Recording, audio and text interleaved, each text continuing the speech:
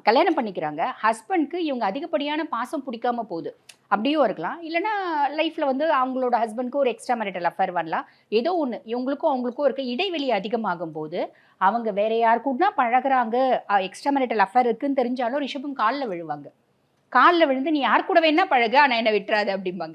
Love பண்ணும்போது இந்த words use பண்ணுவாங்க. கல்யாணம் பண்ணிக்கின பின்னாடியும் அந்த அளவுக்கு ஒரு பெருசா ஒரு நினைக்கக்கூடிய ஒரு பிராட் மைண்டட் பெர்சனாலிட்டீஸ் பார்த்தீங்கன்னா ரிஷபம். அப்படியும் கேட்பாங்க. அதுவும் ஒரு சிலர் வந்து பாருங்க, நெறைய ரிஷப ராசி அடிமையா இருப்பாங்க. துலாம கல்யாணம் பண்ணியிருப்பாங்க, தனுஷ கல்யாணம் பண்ணியிருப்பாங்க. கடைசி வரைக்கும் அவங்களுக்கு அடிமையாவே இருப்பாங்க. அப்பயும் அவங்கள விட்டு போக மாட்டாங்க.